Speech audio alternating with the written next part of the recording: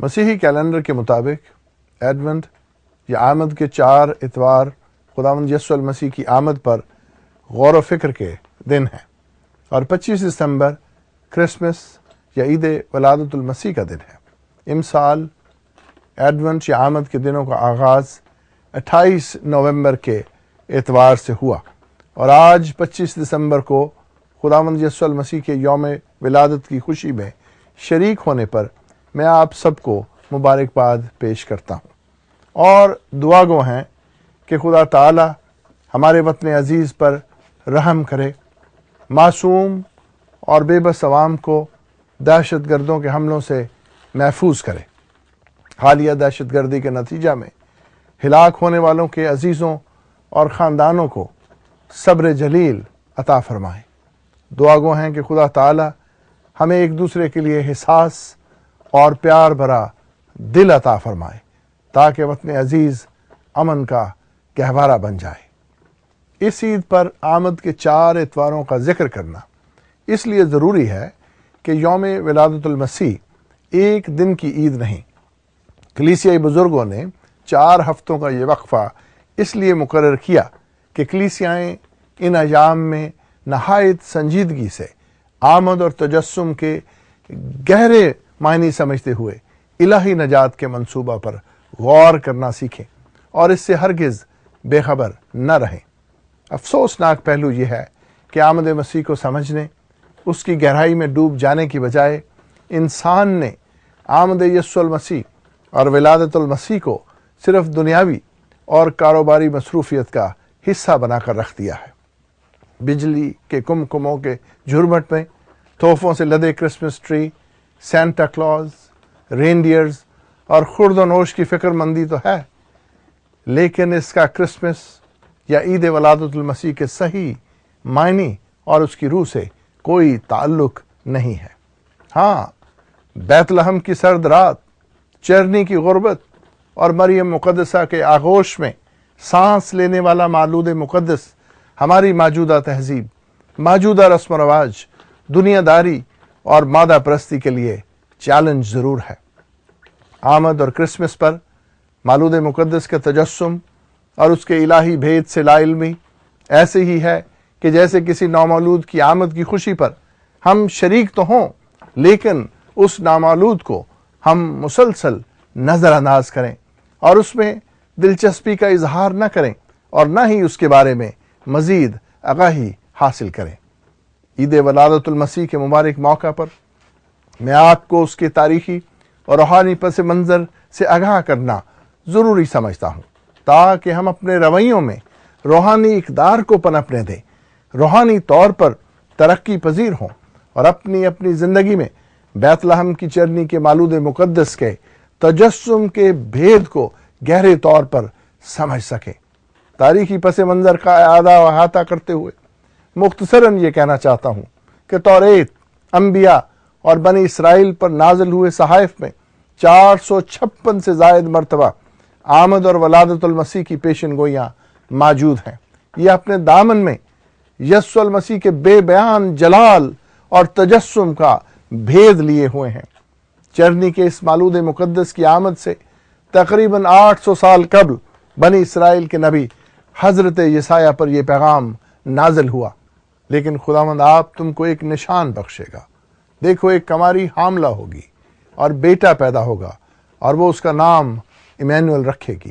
Emmanuel کا ترجمہ ہے خداوند ہمارے ساتھ۔ اس پیشن گوئی کی تکمیل معجزہ سے کم نہیں اور مستقبل میں ہونے کو تھی۔ اس پیشن گوئی کی صداقت ایسی صداقت ہے جسے خدا تعالی نے اس وقت تک مخفی رکھا جب تک اس نے خود اس پر سے پردہ اٹھانا پسند نہ کیا، یعنی اس وقت تک جب تک خود کو دنیا پر ظاہر کرنا نہ چاہا۔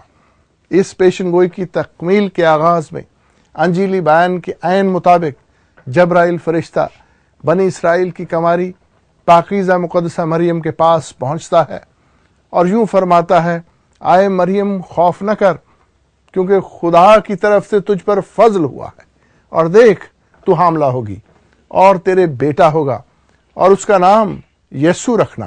وہ بزرگ ہوگا اور خدا تعالی کا بیٹا کہلائے گا۔ مریم نے فرشتے سے کہا یہ کیوں کر ہوگا جبکہ میں مرد کو نہیں جانتی؟ اور فرشتہ نے جواب میں اس سے کہا کہ روح القدس تجھ پر نازل ہوگا اور خدا تعالیٰ کی قدرت تجھ پر سایہ ڈالے گی، اور اس سبب سے وہ مولود مقدس خدا کا بیٹا کہلائے گا۔ خدا کا بیٹا، یہ خطاب صرف الہی قطب کی پیشن گوئیوں میں نہیں بلکہ جبرائیل فرشتے کے ذریعے بھیجے گئے الہی پیغام جو مقدسہ مریم تک پہنچا اس کا حصہ بھی ہے، اور اناجیل کے مصدقہ قدیمی نسخوں کی زینت ہے۔ یوحنا رسول کے انجیلی بیان میں یوں مرقوم ہے کہ ابتدا میں کلام تھا اور کلام خدا کے ساتھ تھا اور کلام خدا تھا، یہی ابتدا میں خدا کے ساتھ تھا۔ اور پھر 14ویں آیت میں یوں مرقوم ہے اور کلام مجسم ہوا اور فضل اور سچائی سے معمور ہو کر ہمارے درمیان رہا، اور ہم نے اس کا ایسا جلال دیکھا جیسا باپ کے اکلوتے کا جلال۔ تجسم سے متعلق پیشن گوئیوں کی تکمیل کا معجزانہ پہلو یہ بھی ہے کہ خداوند یسوع المسیح کی پیدائش بغیر انسانی باپ کے ہونا تھی، اور یسوع ہی ایمینوئل ہے، یعنی خداوند ہمارے ساتھ۔ یہ نہ خون سے، نہ جسم کی خواہش سے، نہ انسان کے ارادہ سے، بلکہ قول خداوندی کے مطابق مقدسہ مریم کے کنوارپن کے حمل اور کنوارپن کی پیدائش سے تکمیل تک پہنچی۔ کنوارپن کی حالت میں مقدسہ مریم کا حتمی جواب بھی معجزہ سے کم نہیں۔ آپ نے فرمایا، دیکھ میں خداوند کی بندی ہوں، میرے لیے تیرے قول کے موافق ہو۔ یوں تجسم سے متعلق پیشن گوئیاں الہی ٹائم ٹیبل کے مطابق تقبیل کے مراحل سے گزر کر دنیا کے لیے نجات کا وہ الہی منصوبہ پیش کرنے کو تھیں جو گناہ گار انسان کے بس کی بات نہ تھی۔ انسان گراوٹ اور گناہ سے نجات حاصل کرنے کے لیے از خود نجات دہندہ نہیں بن سکتا تھا۔ ایسے میں تجسم کا معجزانہ بھید مقدسہ مریم کے کنوارپن کے حمل اور کنوارپن کی پیدائش بیت لحم کے مولود مقدس کو گناہ سے پاک فطرت بخشتی ہے۔ وہ گناہ سے مبرہ اور پاک ہستی ہے۔ یوں خدا کا بیٹا پورے طور پر آسمان کا کامل نمائندہ بن کر گناہ گار انسان کی نمائندگی کرنے کے لیے، نجات کے الہی منصوبہ کو مکمل کرنے کے لیے دنیا میں ظاہر ہوا۔ اس انجیلی منظر نامہ کا تسلسل دیکھیے۔ ٹھیک 9 مہینے بعد بیت لحم کے گرد نواح میں چرواہے اپنی بھیڑوں کے ساتھ رات کاٹ رہے تھے، اور انجیل مقدس میں یوں مرقوم ہے کہ خداوند کا فرشتہ ان کے پاس آ کھڑا ہوا اور خداوند کا جلال ان کے چوگرد چمکا اور وہ نہایت ڈر گئے، مگر فرشتہ نے ان سے کہا، ڈرو مت، کیونکہ دیکھو میں تمہیں بڑی خوشی کی بشارت دیتا ہوں جو ساری امت کے واسطے ہوگی، کہ آج داؤد کے شہر میں تمہارے لیے ایک منجی پیدا ہوا ہے، یعنی مسیح خداوند، اور اس کا تمہارے لیے یہ نشان ہے کہ تم ایک بچے کو کپڑے میں لپٹا اور چرنی میں پڑا پاؤ گے۔ اور یکایک اس فرشتے کے ساتھ آسمانی لشکر کی ایک گروہ خدا کی حمد کرتی، یہ کہتی ظاہر ہوئی کہ عالم بالا پر خدا کی تمجید ہو، اور زمین پر ان آدمیوں میں جن سے وہ راضی ہے صلح۔ تجسم کے بھید کا انکشاف خداوند یسوع المسیح کی آمد کے معنی کو ہمارے لیے کھولتا چلا جاتا ہے۔ خدا تعالیٰ نے خود ایک راستہ تیار کیا جس کے وسیلہ سے انسان اس کی دوری اور ناراضگی ختم ہو سکے۔ گناہ کی مزدوری موت ہے، اور یہ موت ہر گناہ گار انسان کا مقدر ہے۔ کلام مقدس میں لکھا ہے کہ کوئی راست باز نہیں، ایک بھی نہیں، سب نے گناہ کیا اور خدا کے جلال سے محروم ہیں۔ لیکن خدا تعالیٰ نے اس کا مداوع اپنے اکلوتے بیٹے کو بھیج کر یوں کیا کہ وہ انسان بن کر ہمارا عوضی بنے اور ہماری جگہ اپنی جان دے کر ہمیں ہمیشہ کی زندگی کا وارث بنائے۔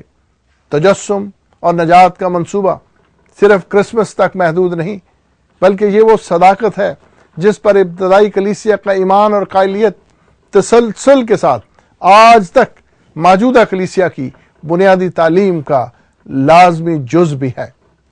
اس کا ثبوت ابتدائی کلیسیا کی پختہ روحانی زندگی